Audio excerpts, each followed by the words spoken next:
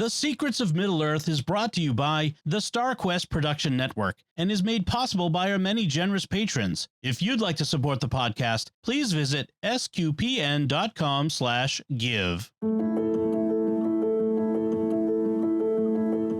You're listening to The Secrets of Middle-earth, where we discuss the hidden themes and deeper layers found in the works of J.R.R. Tolkien, whether in his writings or in any of the media derived from them. On this episode, we're going to do some speculation about one of the most mysterious characters in Tolkien's work, Tom Bombadil. And joining me on this episode are Kaitlyn Facista. Hi, Kaitlyn. Hi, how's it going? It's going all right. Thomas Salerno. Hi, Thomas. Hey, everybody. And Jeff Haecker. Hi, Jeff. Hi, Thomas. And I'm Thomas Sanjurjo. So it's nice to have all you guys with us.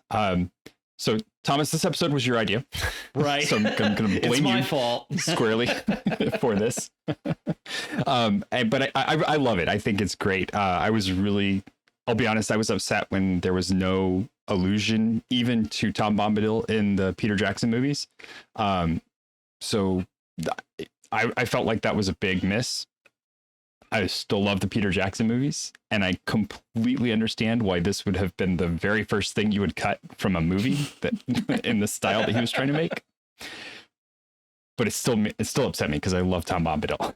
So, I want to kind of start there, and I want to start with what you guys, what the impression that Tom Bombadil has made on you. Like, why is this a character that we talk about, that we think about? Because he's so jarringly different from everything else that's happening in the story of the Lord of the Rings. So I'm going to just open it up, you guys. What inspires you about Tom Bombadil? Well, it's interesting because when I first read the books, I was a teenager, and I guess I kind of liked things to be a little bit more on the realistic side. So when you have Tom Bombadil come in and just upend all of that, he kind of rubbed me the wrong way initially when I first read The Lord of the Rings. I'm like, what is this? Who is this guy? Why are we wasting our time here at this place in this weird house? Why is he singing all the time? I just didn't get it. But over the years, the more I read Lord of the Rings, the more, especially in listening to it on audiobook with the Rob Inglis narration, and he does all the singing. And it's great. And he's really grown on me, Tom Bombadil. He's grown on me a lot. Now I can never imagine The Lord of the Rings without him. I love the little interlude where they stay with him. He's just, as you said, Thomas, he's just a very inspiring character in so many ways, because he's just this nice little vignette. It's almost like a mini Rivendell where they just go and stay at Tom's house for a while, and just hang out, and Tolkien just allows the story to meander for a little bit, but it's somehow so integral to the plot that you can't imagine the Fellowship of the Ring without him. I agree. Like all that. Yep. Very much so. Kaitlyn, how about you?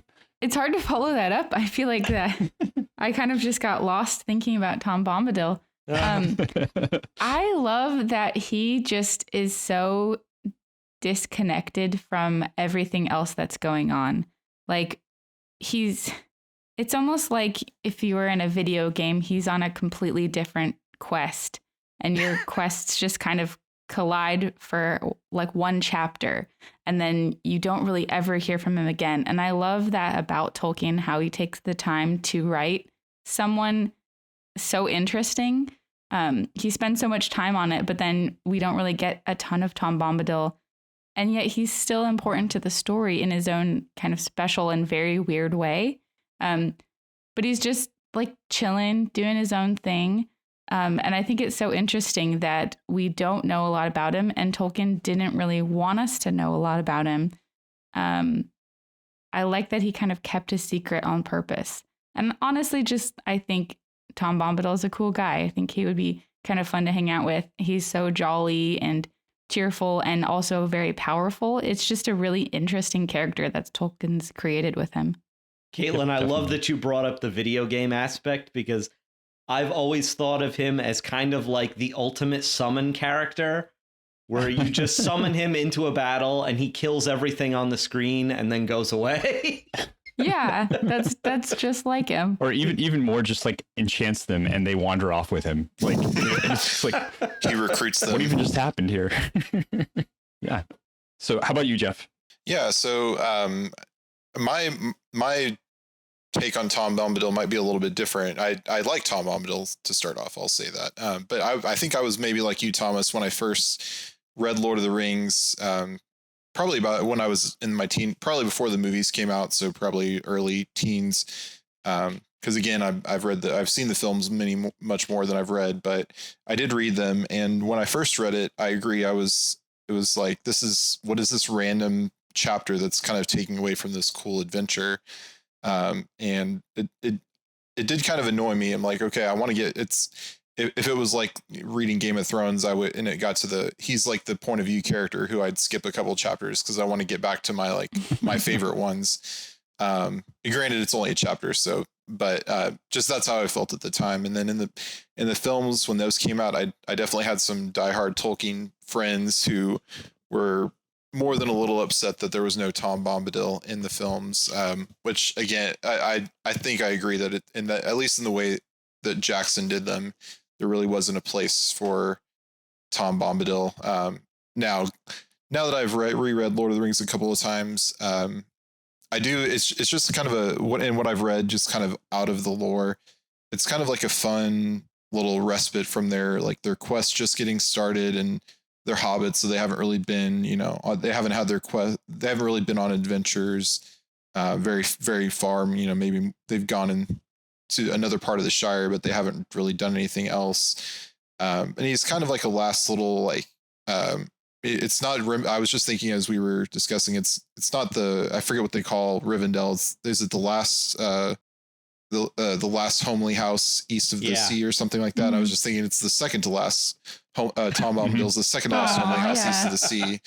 And it's kind of like in a video game. It's like it's like if you're playing where you can go and you can rest without having to get worry about it being attacked while your character is resting or something. Like it's a safe place. Right. And so it's kind of like I kind of look at it like that as and I do like Tom Bombadil, in my later years.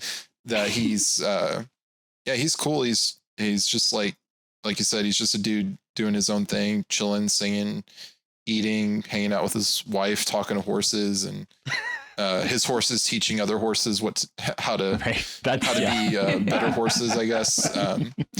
So yeah, no, I really, as I've kind of progressed in my understanding of Tolkien and my reading and delving a little bit deeper, I do enjoy Tom Bombadil, and I kind of think of it as like it's like the last little respite, last little place to rest before they really get started on their adventure. And I know they'd go to Rivendell for a while but at that point Frodo had been attacked and stabbed, and so none of that's happened yet. It's still like they're still kind of innocent in that regard, that they haven't really had any bad things happen to them yet. So and there's big decisions going on when they're in Rivendell, whereas here there's nothing. There's like no like even the weight of the ring is taken off of Frodo for a moment when he just completely hands it over to Tom Bombadil with no thought of giving it away, and Tom even puts it on and it's like, okay, and then takes it back off. Nothing happens, like there's just, it's like this bizarre, like, wait, I thought this thing was really powerful. What are we doing here? And this guy is like just completely ignoring it. What?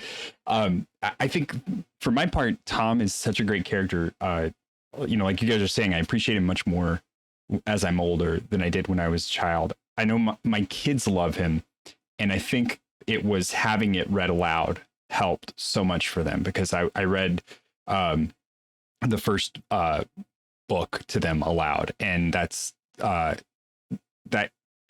sets the tone for Tom Bombadil, because you need that kind of vocal merriment and the singing going with him to get what's going on. But then at the same time, he falls at such a weird place in the book because the adventure hasn't started yet, and it's been a long book so far. Like when you think about how long the Hobbits been in the Shire, it's a long time, and they're kind of just doing Hobbit stuff, and so it's not really like nothing's kicked off yet. And then all of a sudden we have this respite where now we're taking a longer break.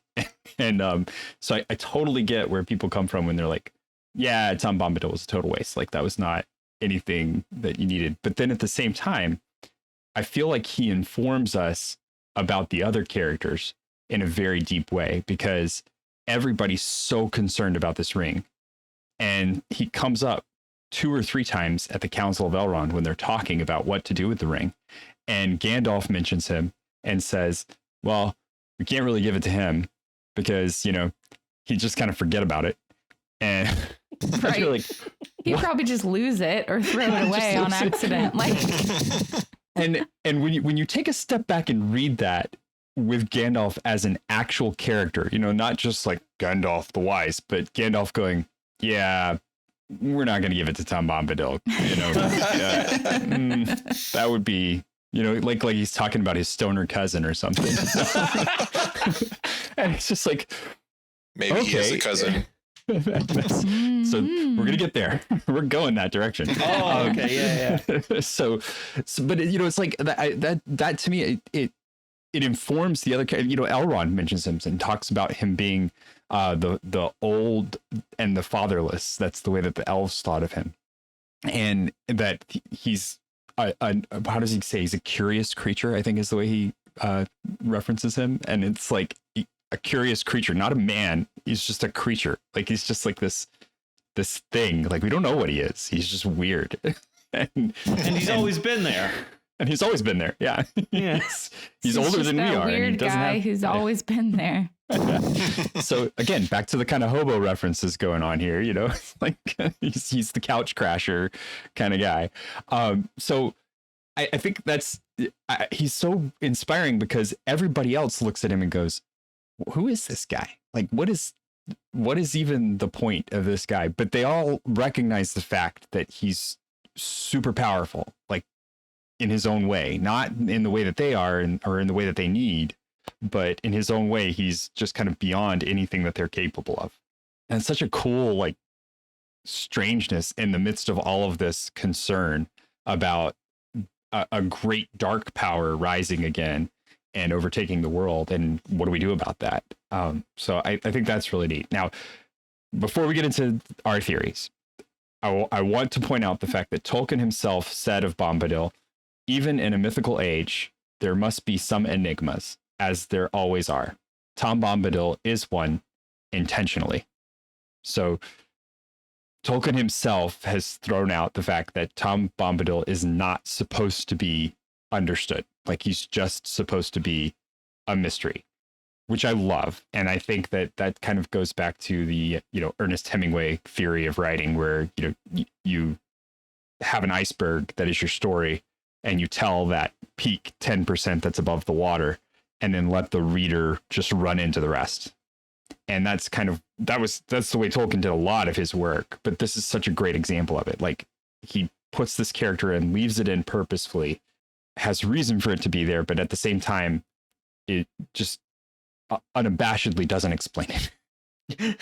Yeah, it's a mystery, like a Christian mystery, like the Trinity or, you know, something like that, where right we can never fully understand it. We're not we're not capable, but we still can discuss it, of course, and, you know, desire to learn more, but, you know, we're never going to fully comprehend because we're just not capable. So, and, you know, I don't know if Tolkien maybe had something like that in mind, as he was, because as he was Catholic, so maybe he was kind of had that kind of thing in mind as well. That's awesome. I hadn't really thought about it that way. I found this really funny quote when I was getting ready for this episode, in letter 153, where Tolkien is responding to a letter that someone wrote him, where they kind of brought up the idea that it was implied that Tom Bombadil was like God, because he said, you know, he is, or whatever. And Tolkien responded, "As for Tom Bombadil, I really do think that you are being too serious, besides missing the point." And I just thought that was hilarious, where he's like, listen, you don't get it, and also stop thinking too hard about it. So I think we should also kind of talk about how at the beginning of this episode, like, we don't need to try too hard to figure out Tom Bombadil. I don't know if Tolkien would want us trying too hard. It is fun to talk about, though. Mm-hmm. No, I completely agree. I like that he just debunks one of the most popular theories that that he's Eru Iluvatar, and he's just like, no, that's not it. Yeah, Just not. he's like, you're trying too hard, and no. Yep. So I like in that vein, let's talk about, what do you guys think? Because there are plenty of theories out there, and some of them are contradictory. Some of them kind of leave room for agreement with each other. I would love to hear from you guys. What do you think the origin of the character internally to the myth is? Like, where does Tom Bombadil come from in the Tolkien Legendarium inside the legend? Jeff, let's start with you. Which one do you subscribe to? Putting me on spot. Well, I did have I have a couple ideas, and the first isn't strictly in the lore, but there's something I thought of this week, and I don't know if this is really a popular theory. I haven't looked it up because I don't know if it is, but I was kind of thinking, I wonder if Tom Bombadil was almost a little bit of a representation of Tolkien himself within the story, because he's the guy who's telling stories, he's singing songs, he's kind of separate. So, I'm not saying Tolkien thought of himself as this, God, this divine type figure, but maybe some aspects of himself he kind of put in there in this character, just kind of a guy who liked to tell stories and who liked to sing songs and live in a cabin in the woods with his great love, because we all know he was, him and his wife were very much in love with each other. So that's just kind of an out of universe, but in universe, I think I kind of lean toward he's just some kind of unclassified Ainur that we just don't know if we don't know if he's a Maiar. He definitely could be a Maiar, which is what I was alluding to when I said he was a cousin of Gandalf. Is he could be in that same kind of class, but he does seem more powerful than a Maiar because he's not affected by the ring. Like Gandalf didn't want to take the ring because he knew it would cause him to fall. And obviously Sauron created the ring, but was also kind of enslaved to it himself. Because that's what kept him alive after he was after he was killed by Isildur. So Maiar don't seem to they seem to become more slaves to the ring, or would become slaves to the ring. So, but he's not a Valar either, because we know there are 7 Valar, and but there's many Maiar we don't know. So I'm almost wondering if he's just maybe some kind of in between. He's not quite the demigod level of a Valar that can create the world and do all this stuff, and kind of be above the mortal, be not really in the mortal world. But he's not a Maiar who's kind of living in the mortal world, being affected by the mortal world and kind of supporting them like Gandalf was. So I kind of think he might be somewhere in between, that it's unclassified, that we don't know. But, he's an enigma, as we were saying. So that's kind of the way I'm leaning, is that he's kind of in between of a Valar and a Maiar. Cool. That's really interesting. Yeah. How about you, Kaitlyn? So, okay. I feel like the Maya theory is probably the most likely, but I also think I'm kind of lean towards the idea, kind of like what you were saying, that he's some kind of one of the Ainur, that's not a Vala, not Maya, maybe just something completely separate, because we know that he was there like before the Dark Lord came into the earth. So that's kind of what I'm thinking. He seems like he was someone who was around at the time of the music, and he came into the world first.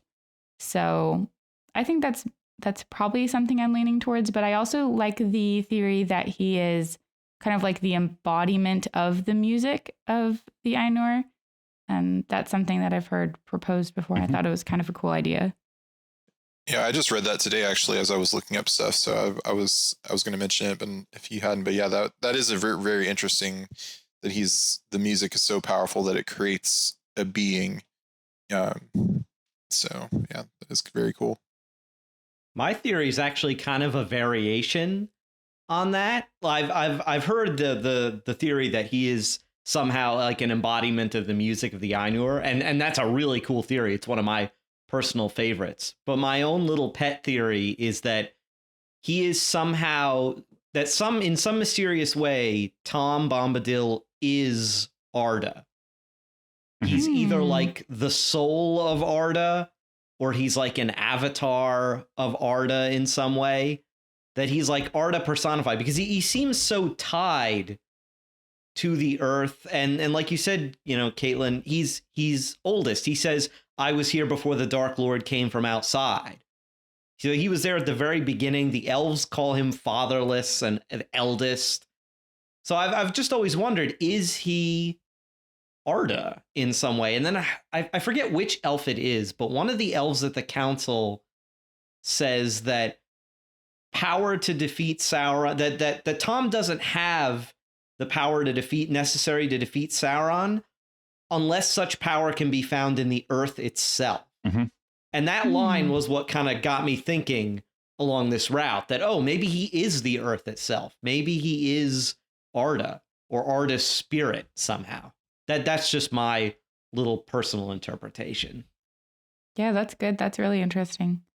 Yeah. I really like I like him being the embodiment of the song, but so I take those two and I like squash them together, and my theory is that he's an echo of the song as it's coming into being.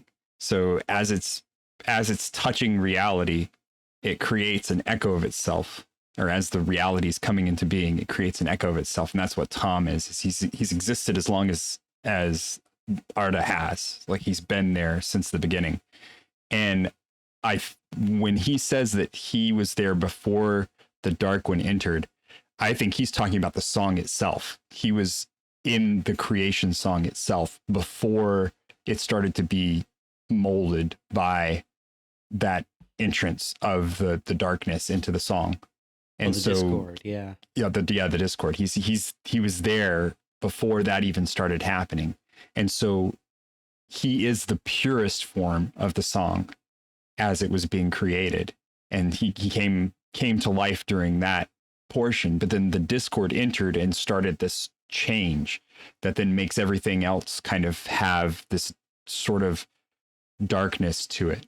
And we'll dig into it a little more, but the materialism that is what Sauron is the embodiment of. So, you know, kind of the opposite of what he is, which is just alive in the moment and experiencing life and loving things, and yes, fighting, but not in the sense that he's needs to conquer or have conquest over, but just striving to exist and striving to continue and kind of embodying that joy of what it is to live. So I feel like I love all of the little things that they say about him, because it gives you all of these little hints. Like you were saying, you know, it's unless the strength is found in the earth itself to defeat Sauron. That's I believe that's really what they're trying to say about him, is that he is that embodiment of Arda, but that he's a pure embodiment of it, not the way it is kind of dying and corrupted and you know, the state of the fallen existence of where they are, but what it should have been, the pure elevated sense of what it should have been. It's almost like he splintered off from the first theme. Mm-hmm. Right. Kind of. Yeah. I've also heard the theory that he kind of represents an unfallen Adam, or like Adam with dominion over the earth as it should have been, uncorrupted, right, and like in communion with the earth rather than seeking to manipulate it. And Thomas, something interesting you said too. You said that he's kind of like an echo of the music. And could he, in a sense, could his purpose be to constantly echo the music back to Eru Ilúvatar? That he's like how it says in the Psalms, how, you know, creation is always praising God. Mm-hmm. You know, it speaks, but its words are not heard, is I think one of the lines from the Psalms. Well, it's like, but yeah, Tom actually is singing, and he's singing all the time. And even it seems to me that even when he's not technically singing. His words have a meter. Mm-hmm. Somehow, Yeah. like he's always speaking rhythmically, even when he's not singing. So he's constantly singing. So he's constantly echoing the praise back to Eru Iluvatar, which would be a really awesome way to think about it. Yeah, and he's restless, not in like a needing to do something way, but just has this energy welling up from inside of him that he needs to be participating in things, and I love that about him. I think that's such a great, it's such a great way for them to start their quest too, where it's like they're off on this horrible, awful task of they don't even know what yet. They haven't even gotten the fullness of it yet. They just know that they have to go do this horrible thing and take this ring under threat of being chased to somewhere to get rid of it.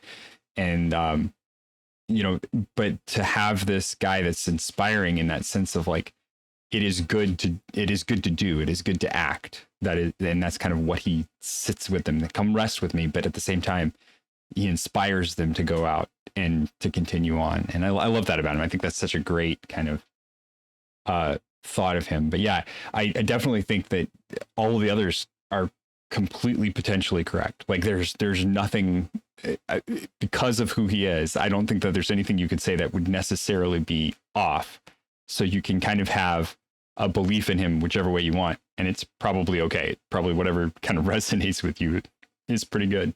Which is, I think, what Tolkien was getting at when he was saying, don't overthink it and try and pin him down.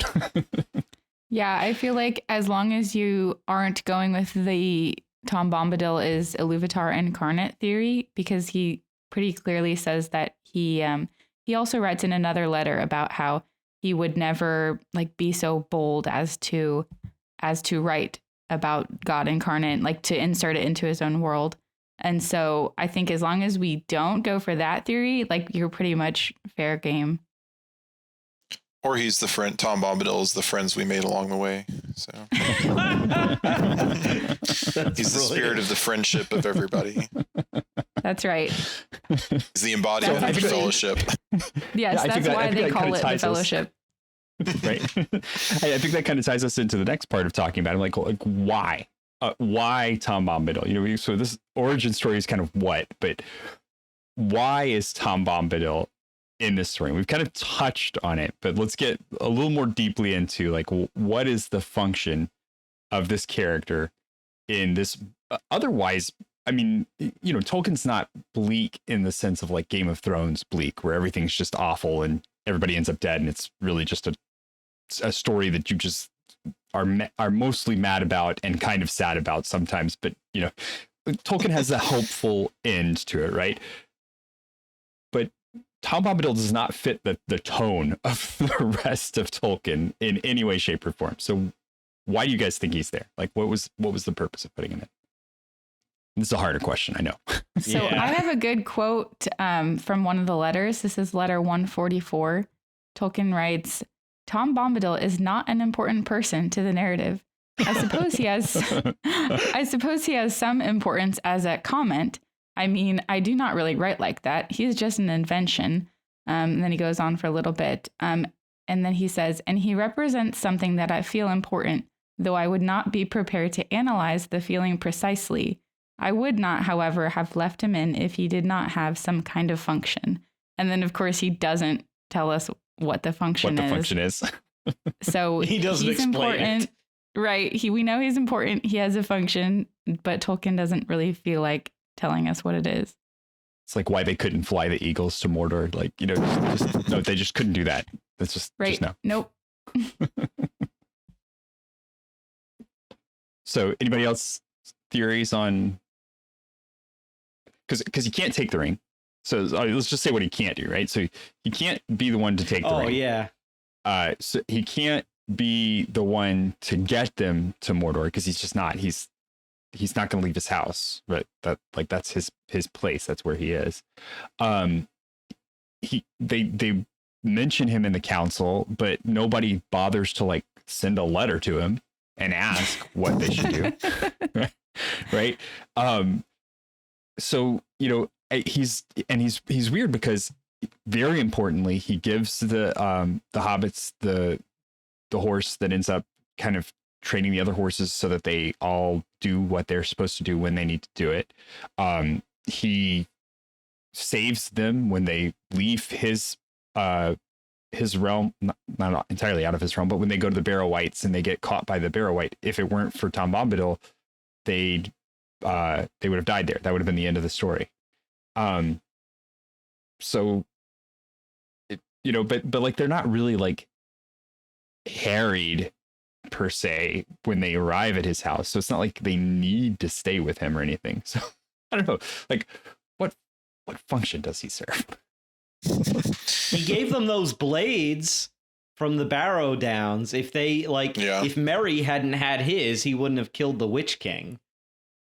So it's like, but I don't think that's his primary function. I just think that like that is a function in the plot, but there's so many other things that that Tom does where it's just like, why is this necessary? Yeah, I kind of said it earlier that one of the things I've read about Tom Bombadil is like, especially kind of when I first read The Lord of the Rings and when I've read it since then, and I'm like, and I tried to like look into again like our question, why is Tom Bombadil? And one of the things that I kind of read and kind of I think ascribed to myself is that he is just the whole section is kind of it's kind of the respite, the happy, because we know the Shire gets scourged by the end of it. So not even the Shire, or at least in the book. So the Shire isn't even left. That's kind of the ideal place in the Lord of the Rings is the Shire, and even that gets destroyed. So I kind of look at Tom Bombadil as like it's kind of the one piece of the world that can't be touched by the evil. That's if the quest were to fail. Well, I don't know if the quest were to fail, but even by the end of it, Sauron's forces or agents or allies are still doing things out in the world until our heroes can kind of wipe them all out. But I don't think they could get into Tom's realm and do anything there that he didn't want them to do. So I kind of think of it as like it's kind of the last holdout of kind of goodness of virgin untouched land, for lack of a better term. So, and it's kind of in them stopping there kind of gives you that sense of this is where, this is what they're kind of ultimately fighting for, is to return, is to not to this extent, but to kind of keep this kind of evil from just to where it could potentially return in this kind of a way. So it's almost like a Garden of Eden kind of thing where Tom Bombadil's land is the garden, and humans, it's lost to humanity, but it's theoretically still out there. And the new Eden in our faith is of course heaven. So it's kind of like almost a heaven on earth kind of a thing, where it's that is the ideal for everything else. And stopping there gives kind of gets us in that mindset of this is what everything's hoping to preserve in the wider world. So, and he's able to do that without a ring of power, because Lorien is preserved from a lot of things because of Galadriel's ring of power. Rivendell is preserved because of Elrond's ring of power. Tom just seems to have that kind of power innately, which is really interesting. Maybe he is a ring of power. I'm kidding. That's right. Maybe we saw him forged in the show just recently. Oh no. I feel like Tom is almost set up to be a foil, in the literary sense, against Sauron and Saruman, in the way that they are constantly seeking out power and dominion. The way Tom just has it, and he doesn't use it really for anything. It's almost like he's free from any kind of desire, like any desire to dominate or rule or to morph things or shape things into his own will. He's just existing with this power. And it's almost like his very existence is mocking Sauron, as Sauron is like striving for this. Tom Bombadil like takes the ring and is like, this is nothing. So I think that's kind of interesting, the way that it's set up. I like that we kind of meet Tom Bombadil before Frodo gets too far into his quest, because you can see, like, we kind of see it later down the road when we have Faramir, who isn't tempted by the ring at all. But this is even so much bigger because Tom Bombadil is so much more mysterious and powerful, that he's just not even phased. He doesn't even want it. So I think that's really interesting. And not even that he doesn't even want it. He tells the hobbits, he tells Frodo, your finger looks better without it, right? Yeah. And like in such that's such a childlike way to kind of look at the situation, and we know that he completely understands what he's saying. I think there's like kind of an implicit understanding from all of us that he's wiser than he's letting on, but at the same time, it's because he has this childlike view of the world. Like everything that he looks at is just simple, and that's such a cool thing to start off with. Like we're about to go into this very complex, very convoluted, history-rich world, and the most powerful being that we see is one that's like just living in the moment. Not a cell phone in sight, just living in the moment. Yeah. Yeah, his life is completely uncomplicated. It's uncomplicated by desire for power. It's uncomplicated by the need to control other people. Like he says, he just is. He just, allows himself to be with Goldberry and with the world around him. And he doesn't let outside stuff, even outside stuff that he can't control, like, because he says, I am not master of the Black Riders, but he doesn't let that bother him. Things that are outside of his control are just outside of his control, and he doesn't worry about it. Yeah, he's just extremely content with his lot in life and what he's been given, and he doesn't grasp for more, and he's not unhappy with what he does have. He's just, he's just there. He's existing. And singing all the way through it. Yes. Constantly. Okay, so now I feel like we can take a step back now and kind of look more deeply at the origins of this character outside of the myth. So Tolkien obviously drew inspirations from all over the place. And I just wanted to know, what have you guys read about, heard about, how Tolkien came up with this character, and kind of why it's important that he kept it in, and that he did make the decision, because he did, even though he says don't overthink it, he did have reasons. He did share reasons why he kept Tom Bombadil and who Tom Bombadil is. So what are the theories that you guys have heard, or the concepts from him that you guys have heard? And then we can talk about other stuff too, Jeff, like this being a self-insert of of the author kind of putting himself into the book, which I think fits. That's excellent, because he's observing the world. He's beyond any of the struggles that they have, but he also understands them and is able to sympathize with them and kind of speak to them directly, right? So I will open up the floor. You guys, what are the things that you've heard about it? I know in letter 19, he calls Tom Bombadil the spirit of the vanishing Oxford and Berkshire countryside. So, I don't know what that means. I don't know what he means by that. But it's the full quote is, he says, "Do you think Tom Bombadil, the spirit of the vanishing Oxford and Berkshire countryside, could be made into the hero of a story?" Like, he's kind of playing with the idea of writing more about Tom Bombadil, but I just think that the way that he describes him is super interesting right there, and I really don't know what to think about it. It's almost, and we were saying, he told people there's, don't look too far into it. And we all know, if you've looked up anything about Tolkien and some of his kind of more colorful moments, he has had a really good sense of humor. So it's almost like, I was just thinking, like, could this have all just be kind of a private joke that he put into, and he probably didn't know how big this was going to get, but it's like one of those things of, maybe he put it in here as like, just for his own amusement, to think of how people try to speculate on on this whole thing. He's just messing with us. Yeah. I bet Maybe I to some can get them to extent. theorize about this for decades. Yeah, exactly. So I'm gonna drop I all don't- these other legends and they actually mean something, but this one, no. This one's just nope.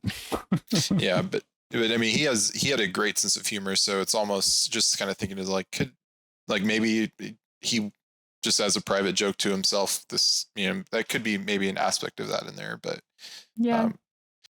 See, I think the really interesting thing about Tom Bombadil, though, is that he was written before almost anything else. So there's some poetry and some other building blocks of who the character of Tom Bombadil is that pre-exist any of the writings of the Lord of the Rings. And so it's almost like he had this character that he really wanted to build in to the world and wanted to make a way for it to fit. And you know, there's just some of those things that you just don't want to let it go, right? And you're like, if I'm going to make a Legendarium, I want to include this thing. And sometimes it's the hardest thing to just let it go because you need to. But then other times you can do something like this where it's like, well, you know, there do need to be enigmas, and I'm just going to throw this enigma in to kind of be there and be present and let it flow in the book, and, you know, just continue along the path after that. We'll just ignore it after we get past this part. But I feel like in a lot of ways it's really bizarre, because at the same time that's happening, it's almost like he was writing this Legendarium and then became very interested in the conflict of the dwarves and the elves and the ring, and it changed what the Legendarium was. And so Tom Bombadil was part of that original sort of innocent story rhyme kind of piece, and then it became more of this conflict tale, and almost reflects the way that the whole story is, right? Where it was this beautiful choir of creation, and then was sewn in with discord, and that's what made the story. That's what made the world the way it is. But it's almost kind of the way the story is, and Tom Bombadil is like that reflection of that happening as he was telling the tale. Well, then he's a very meta character, then, isn't he? Because if he predates most of the rest of the Legendarium, then he really is eldest, like all the other characters say. He pre-existed all of these other characters in the mind of Tolkien. So it's kind of like he's referencing that by having them call him eldest and fatherless. It's very meta. I like that. Yeah, that's my take on him. I feel like that's I feel like he is one of those things, because if anyone who's ever done any writing knows that you have these things you start with, and then you have the story that you get to. Yes, it's like I'm learning that right now, actually, because I'm outlining. And it's like, what happened to my original story? What's all this stuff? Yep. So if you've ever tried it, if you've ever taken a stab at that, you, Thomas, you can feel me on this one. That's what happens. It's like you have this story, you have this framework that you set up, and then you start actually trying to put pen to paper, and you go, this is really more important, and this over here might be, and this should be something I add. And then all of a sudden you're like, well, wait a minute, what about that original? Like sometimes even your protagonist just becomes irrelevant to the story you're telling, and it's like, well, now I have to come up with a new protagonist. So I feel like just that's gets what Tom away from Bombadil you. is. Yeah. Tom Bombadil is that original story, and Tolkien was like, no, I'm not letting go of this guy. He is going to be in this story. Here. I also read that Tom Bombadil was inspired by a doll that the Tolkien children had. Oh, that's nice. I thought that was cute. It reminded me of is it Roverandom, the story about the dog? Yeah, the dog. It was one of his son's toys. Yeah, I just thought, once again, we have another like moment of Tolkien being a great dad, and then a credible character comes from it. It's like A.A. Milne with Winnie the Pooh. You know, it was his son's doll, and he creates this whole adventure surrounding it. Yep. I feel that. My kids have a legend about the dragon that lives under my bed and comes out at night It's both a protector and a keep you in bed kind of thing. So it's like, No. there are no monsters in our house because there's a dragon that lives under Dad's bed, and then also, you know, there's a dragon that lives under Dad's bed. You don't want to be wandering around the halls. That's brilliant. I let them spin it gosh. whichever way they want to, but I just tell them. I might need to tell that That's to so my funny. kids because we have some problems with staying in our beds. So Aha. It has worked. I don't know. It's really bizarre, but it works. And I only tell it to them in the context of like, no, there's no monsters in our house because there's a dragon that lives under my bed, comes out at night, you know. That's so funny. So yeah, I feel like Tom Bombadil is kind of a both and. Like he is a character that's meaningful to the story, but he's also something that I think is shoehorned. Like he's put in a little bit forcibly, but it works because it kind of fleshes out so many other things, especially when they reference back to him. It's not just that he exists for this brief moment and then is never even mentioned again. But when he is mentioned again, it's kind of like, well, that wouldn't be a good solution because he doesn't work for this world that we're actually kind of struggling with right now. Well, I love how in Return of the King, Gandalf, like when they're going back to the Shire, and Gandalf's just like, I think I'm gonna go hang out with Tom for a bit, you know, just chat, you know, about nothing. It'll be fun, and it's just like, And he just leaves the hobbits to go kind of scour the Shire on their own. Yeah. He's like, you guys can handle it. I'm just going to go hang out with Tom. My work is done. Which gives a whole new meaning to that, like, you know, the stoner cousin thing, right?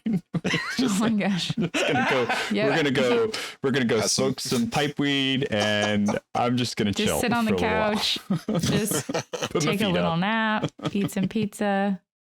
There you go. I'm done. All right. So now my favorite part of this one is this. Because Tolkien was very adamant about the fact that he is kind of telling the story of a previous age of the earth, right? That this is our world, but older. I would love to hear your thoughts on what Tom Bombadil is now. So if he's a truly immortal character, which I feel like he is, truly like just kind of ageless character, where does Tom Bombadil exist in our modern mythologies, or kind of today? Like, what would Tom Bombadil be today? Because the elves we know all went west. The dwarves kind of receded into their caves, and the hobbits are hiding around somewhere, or they're gone. And humans have kind of been left over. This is the age of man, right? But Tom Bombadil is still around. Where is he? he's I Santa think he's Claus. probably He's Santa Claus. He's in the North Pole. That's a good one. I was going to say, I think he's probably out wandering. Well, not wandering. I think he's probably out chilling in a little house somewhere in the Oxford countryside. I like that one. We could go visit If Tom that's what- Bombadil. Tolkien said that's kind of what he was the spirit of. So I guess if he were still here, that's probably what he would just be hanging out, maybe. Oh, that's cool. Yeah, I think you could only find him if you were meant to find him and he wanted to be found. Like you could pass by where he is and not even know he's there, or that's his house, unless you're meant to, and unless he wanted you to see it. I like that one too. That almost reminds me of the Merlin TV show. I don't know if you guys seen it at the end when he's just kind of wandering around as an old man. That'd be cool. I like the Santa Claus theory too. That's one that when I thought of this question, I was like, oh man, that would be a really neat twist for this character, the jolly old elf. So I've got a couple more like wrap up questions that I want to cover, because there's when you talk about Tom Bombadil, you inevitably have to talk about several other characters that exist in the Tolkien Legendarium. So we'll touch on them briefly, and we might come back and do like at least one of them warrants a whole episode by itself. So we might come back to that. But before we do that, I'd like to take a moment to thank our patrons who make it possible for us to create the Secrets of Middle Earth, including James S., Brooke K., Joel L, Diane F, and Pascal H. Their generous donations at sqpn.com/give make it possible for us to continue the Secrets of Middle-earth and all the shows here at StarQuest. You can join them at sqpn.com/give. So kind of lightning round thoughts about the following characters from us is where I'm going with this. We have, first off, who do you think Goldberry is? I'm pretty sure she's a Maiar. And in fact, I'm pretty sure she's one of Ulmo's people, because they call her Daughter of the River. So I'm pretty sure she's just a river spirit. You know, she is the spirit of the Withywindle. And, you know, she's been given charge over that little river. And, you know, and that's it. Like, I've always thought she was less enigmatic than Tom was. That's cool. Yeah, I think I agree. I was kind of thinking that way myself. And we know Maiar have married outside of their own kind, like with Melian married Thingol, the elf. So right. Yeah, I kind of tend to think that about Goldberry as well. Yeah, I've just always kind of felt like whatever Tom Bombadil is, she's probably similar. And so if Bombadil is a mystery, then maybe she is too. But she does seem a little bit more solvable. Yeah, I like the idea of her being a Maiar, but I also like the idea of her being an echo of the song itself. So where he is an echo of kind of the earth, she is an echo of the river, and they exist outside of that sort of construct that becomes what the Ainur are and all of their entrance into the world. There are no rivers in the forest. Oh wait, that's the wrong podcast. Doctor Who. And I think at one point, doesn't, like, I don't know if this is in the Silmarillion or where I'm picking up this reference, but at one point, isn't it said that water contains itself an echo of the music? Mm-hmm. So her being, you know, kind of a water avatar makes sense to be Bombadil's spouse in a way. Yeah, they're very well matched in that sense. I think that's really cool.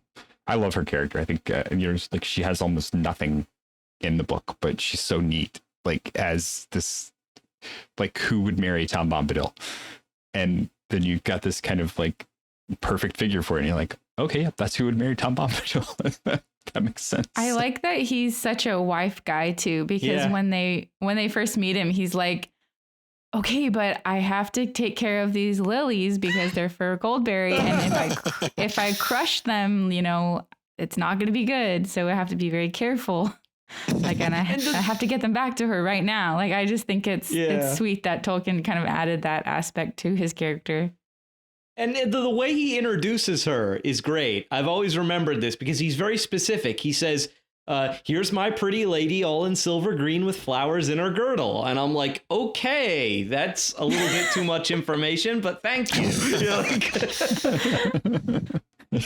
That was very detailed. I can see that. Yeah, exactly. Right. Like the hobbits are sitting there looking at her like, I see her right in front of me. There she is.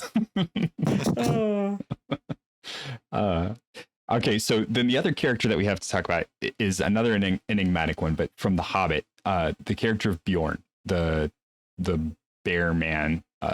You know, like, is he the same level of mystery as Tom Bombadil? Because he doesn't really fit any of our other definitions of things that exist in Middle Earth.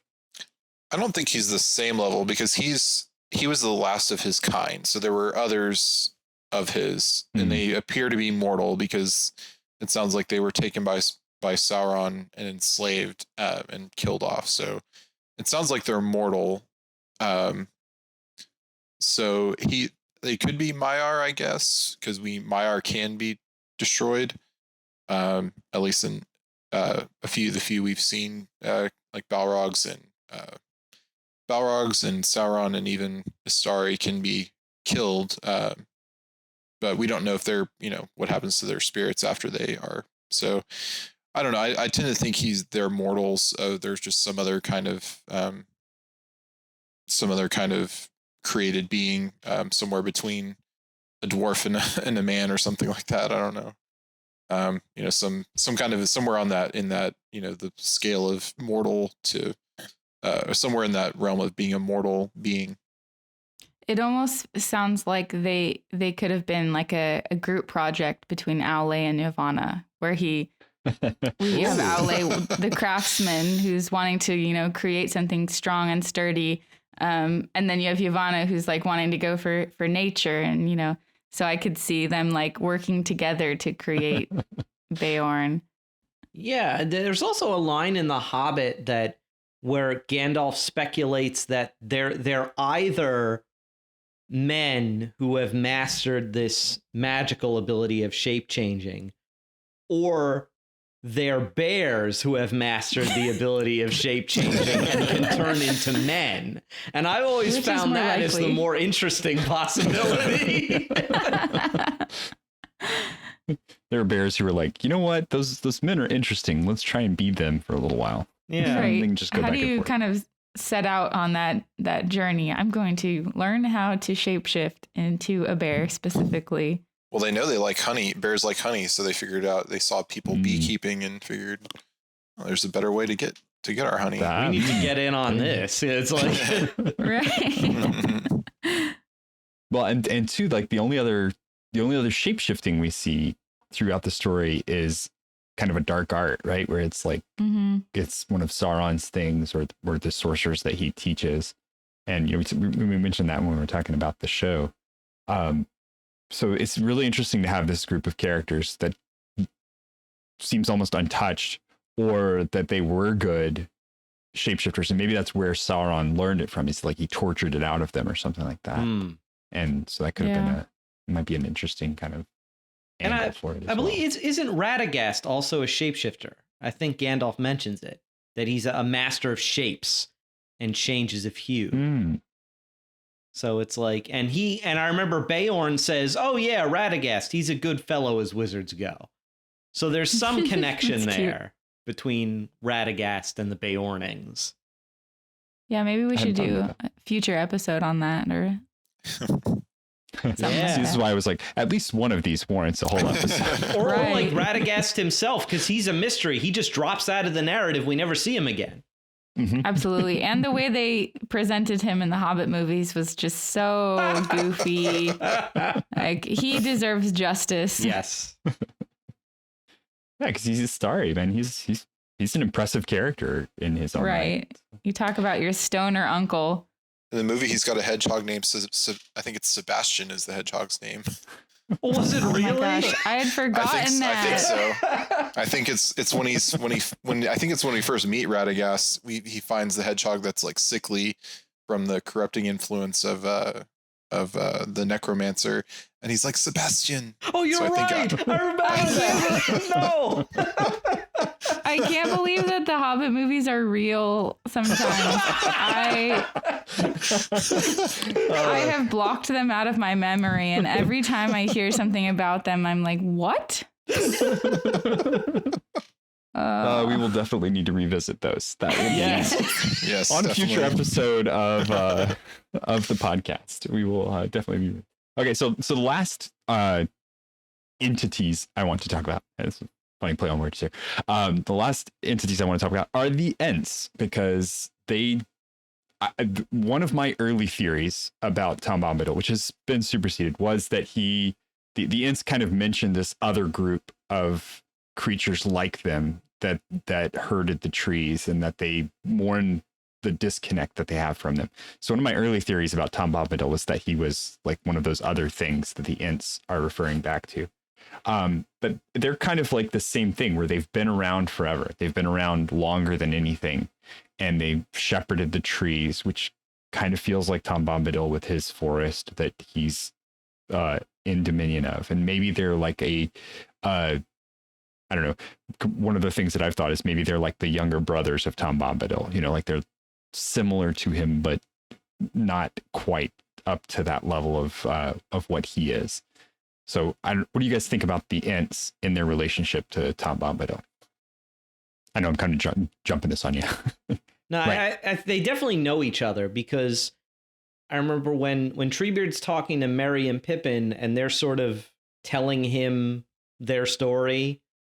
Like, they say that Treebeard's really interested in everything they have to say about Tom Bombadil. And then later, Gandalf, when Gandalf's going to go spend some time with Tom, he says to them, but I probably won't mention anything we've done or seen except the Ents, because that's the only thing he'll be interested in. So they have this odd connection. They have this affinity for one another. But I don't know if that's just because they're both just that old or what that means exactly. Yeah, I imagine when you're among the oldest creatures inhabiting the earth, you would have run into each other at some point. If nothing less, they know of each other. Yeah, at least in the Jackson films, they even gave some of the aspects of Tom Bombadil or some aspects of that story to Treebeard. So like the whole, like Merry, I think it was Merry getting sucked into the Old Man Willow, and Pippin maybe too. Mm-hmm. And then Treebeard had to come along and tell Old Man Willow to let him go.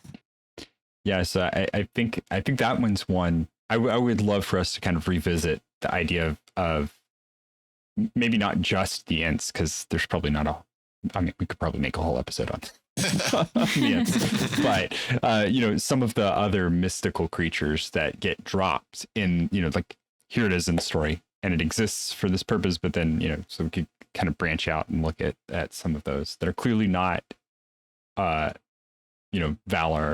or elves or whatever, but are also have like a backstory to them that I think is really interesting. So we can come back and revisit that. The talking dog. Yeah. Oh, yeah, absolutely. Yeah. Yes. Like, what is this stuff? I'm very excited to see if we get to see the Ents in Rings of Power, because I know we got to see them for like 2 seconds. And they kept featuring it in all of the trailers. Mm-hmm. If you remember that, like, I think it was even in the very first Super Bowl trailer. I was like, we're going to go see the Ents. And then that little clip that was in the teaser was the whole thing. Hopefully season 2 will give us some Ents, because I think that would be really cool. Yeah, looking forward to seeing more history kind of fleshed out about a lot of this stuff. I would be intrigued to see if they were able to somehow tie Tom Bombadil into what's going on with one of the storylines. I would be really interested to see Tom Bombadil appear on screen. I would be intrigued, but at the same time, I'm kind of like, don't go there. I don't. Right. Like, I don't want him to go there either, because I'm worried about what they'll do with it. I feel like he's uncastable. Like, I don't know. I worry too much about. I'm glad that he wasn't in the movies, because they would have messed it up somehow. Probably. I don't know if I trust Rings of Power to include Tom Bombadil. I just feel like he's just so mysterious. I don't know. I feel like he's unadaptable. They better just leave him, right? Yeah, just leave him. You can mention him maybe, but Yes, that would be fun if we got some Tom Bombadil name drops or something like that. Or like one of his other names, right? Because I think the elves call him Arwain, the dwarves call him Forn. He has all these, so like different races know about him. And I think Tom Bombadil is supposed to be what the hobbits call him. Right. If I'm not mistaken. Because like each race has a name for him. So he's just been around. He's met everybody. Yeah. Everyone knows of him for sure. Which I think is that's kind of what makes it more interesting. I don't know. This is what makes it more mysterious, right? It's like everybody knows him, but nobody really knows. Does anybody really know him, right? Right. Awesome. All right. Any closing thoughts from you guys? I just think, I'm happy that we got to talk about Tom Bombadil. I think he's a really cool character, and I love that we can kind of just debate for as long as you want about him, since there really isn't a real answer. We could just go on endlessly. Definitely. Yeah, I'm just glad he's there. I'm glad he's in the narrative. I always break into a big smile whenever he shows up in the audiobook. I'm like, yes, we're at the Tom part. I just love him. He's great. I'm glad he's there. I'm glad he's a mystery. he's just one of those things that makes Middle Earth just endlessly interesting. Yeah, I didn't really look into it, but I did see that there's a collected book of, I guess, poetry and other things. I think is it The Adventures of Tom Bombadil? Yeah. That's out there that you can get, that I think it looked like it was edited by one of the Tolkiens. Like I said, I didn't look into it too much, but I did see that was out there. So anyone wants to look, it seemed like it was more of like poetry and things like that. But if you want kind of more of that, if you like the Tom Bombadil, storyline, then there is some more things out there you can look into. Definitely. And this is when I'm talking about stuff that kind of pre-exists the Legendarium. That's the stuff.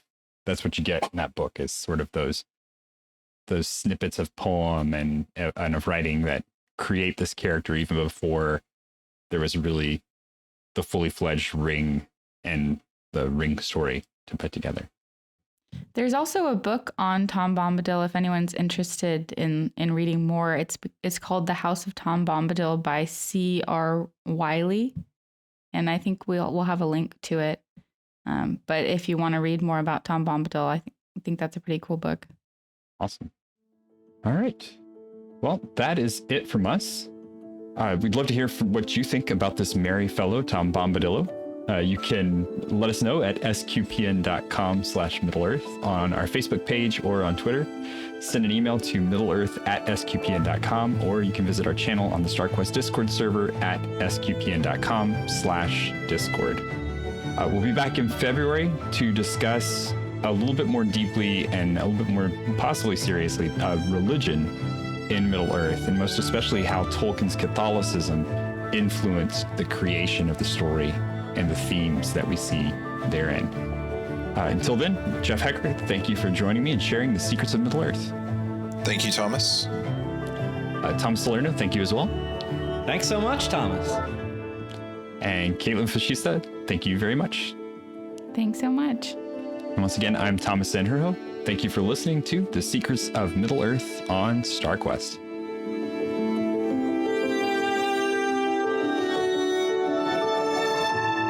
Here's another show on the StarQuest Network you're sure to enjoy. Let's Science. Find the show wherever fine podcasts are found or at sqpn.com/science.